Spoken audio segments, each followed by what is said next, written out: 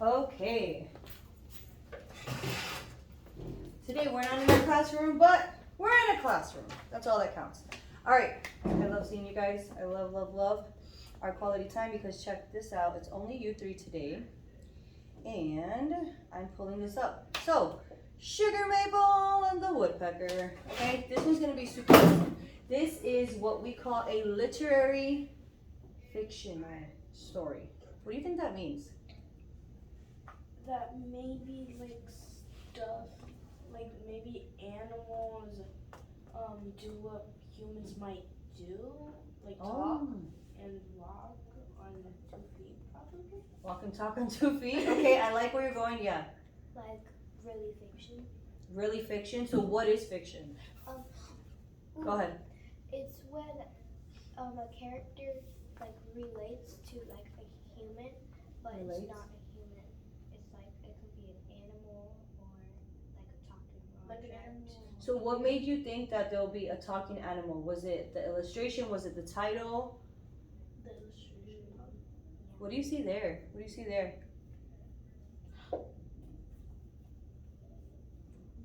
Oh, there, I see a picture. A picture. What is it? Is there anything familiar about this? No, it's okay. Go ahead. Because it has eyes.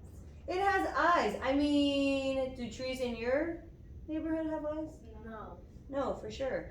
They don't. The woodpecker has eyes. That's normal. Woodpeckers have eyes, right? But a tree, so it's almost like you were saying animals, but also anything that kind of takes on the characters of a human, right? This is me as a human, but what if my Stanley was going like this, right? It would be kind of weird.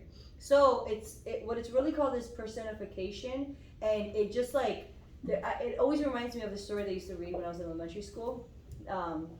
And it's a movie, and it's like this toaster that goes on an adventure and starts talking. Did you ever see anything like that?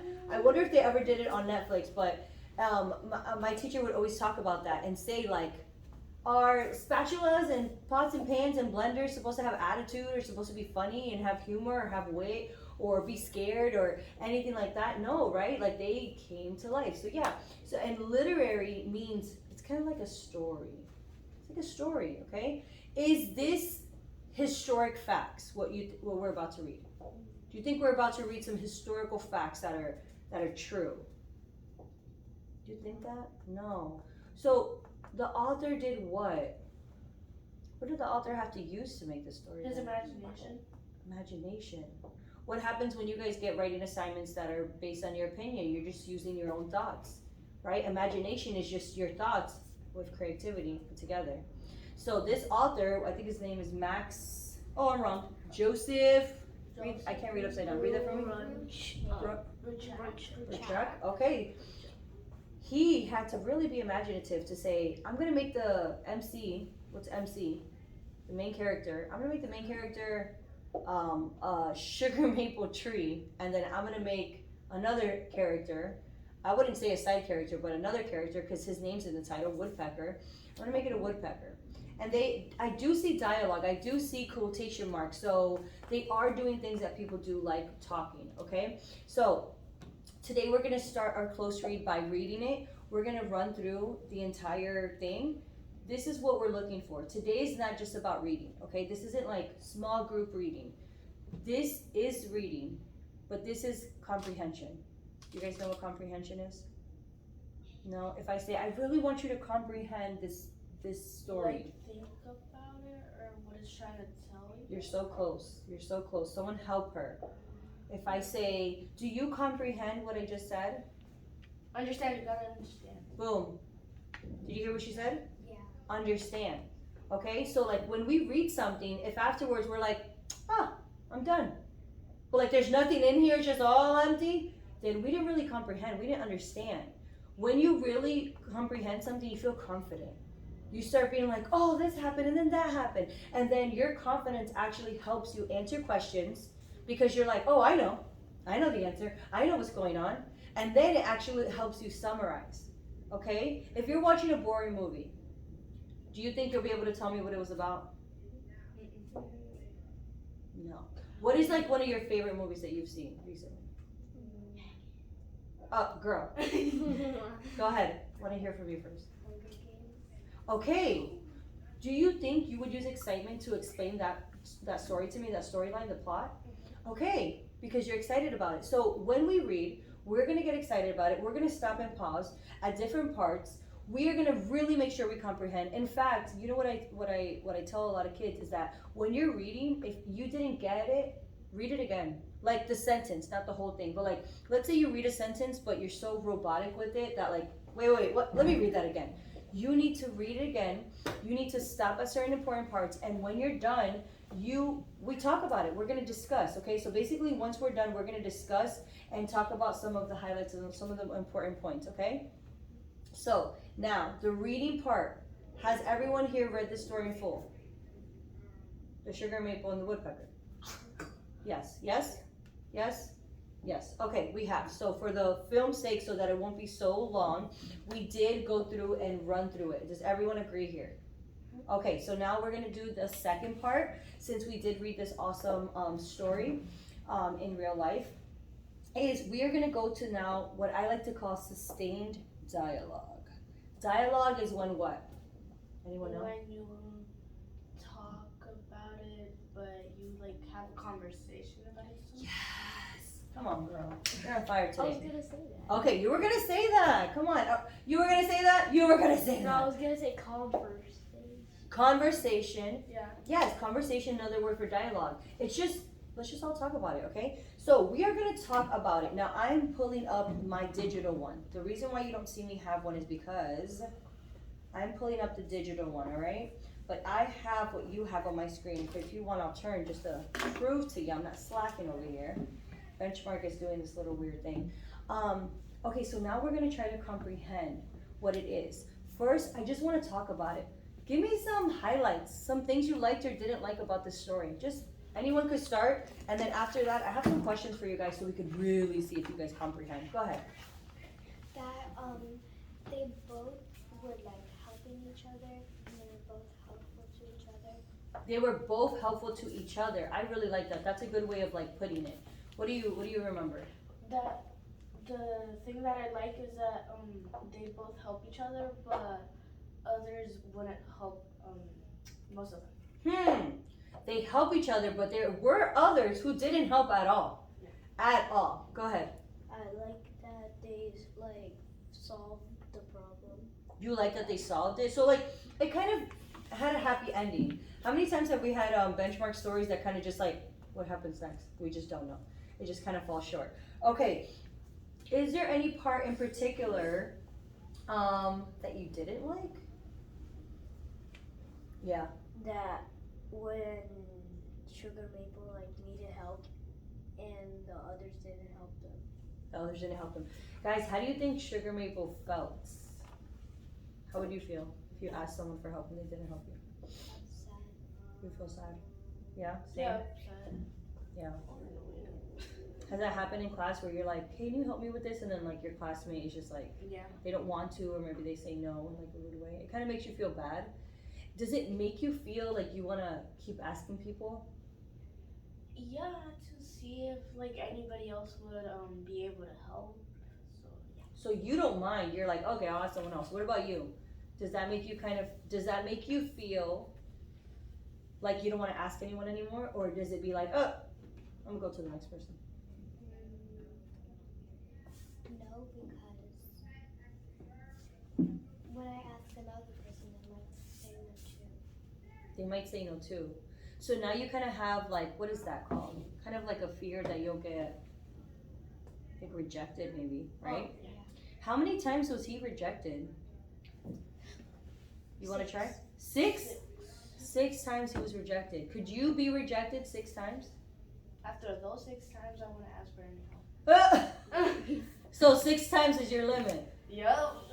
So if you say 6 times, then you just give up. You just give up? Yeah.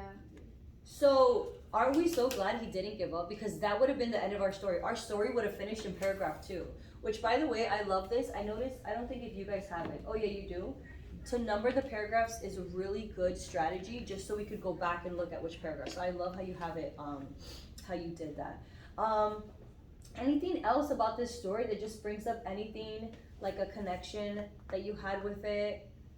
I know the ending ended up, the woodpecker helped Sugar Maple out, and then Sugar Maple helped him out, right?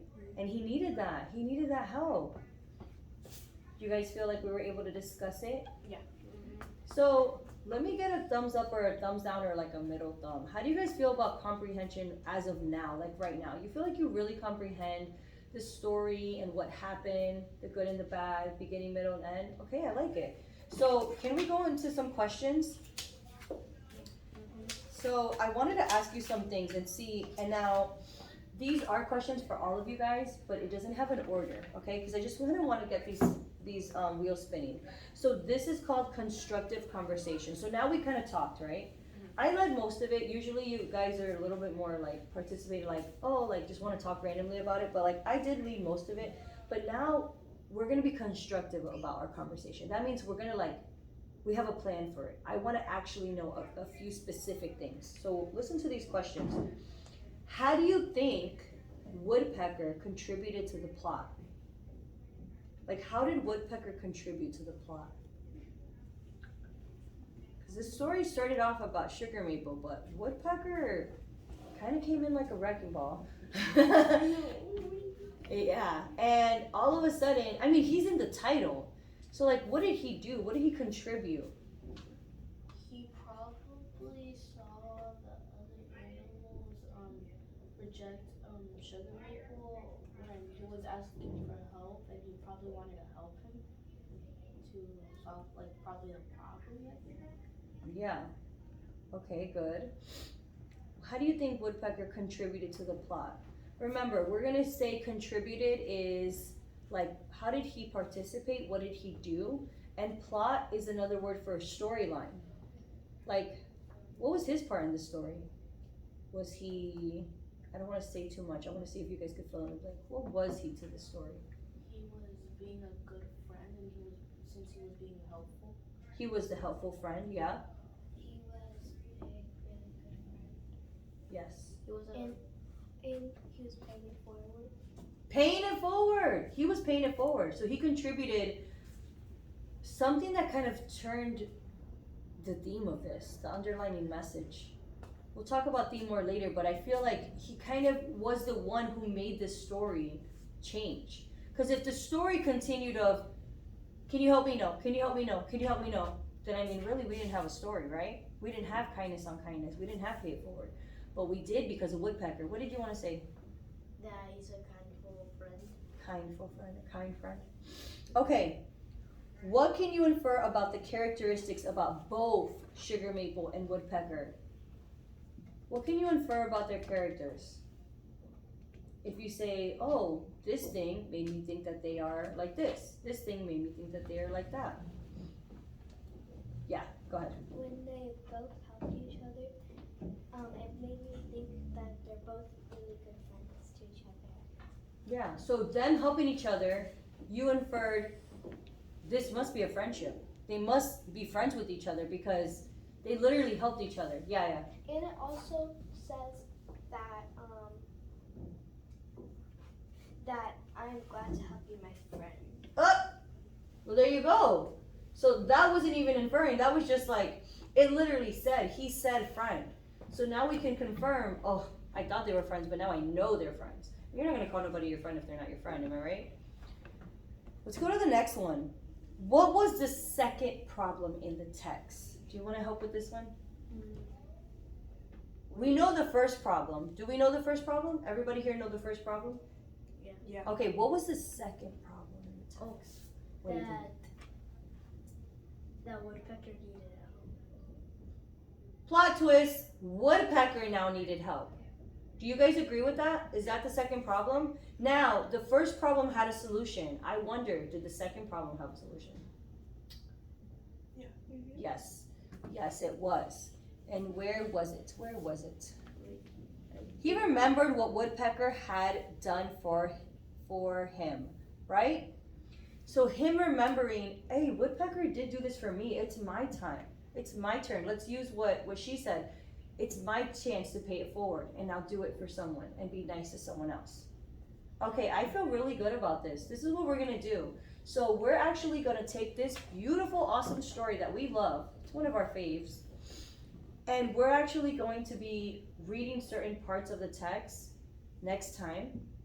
And when we read certain parts of the text, we're gonna just focus on those parts. But for right now, overall, how's our comprehension so far? Would you say you feel confident in understanding this whole story? Everybody? Okay, no. All right, so next time I see you, we are only going to be focusing on a certain part, and I think we'll need highlighters. Okay? All right, awesome.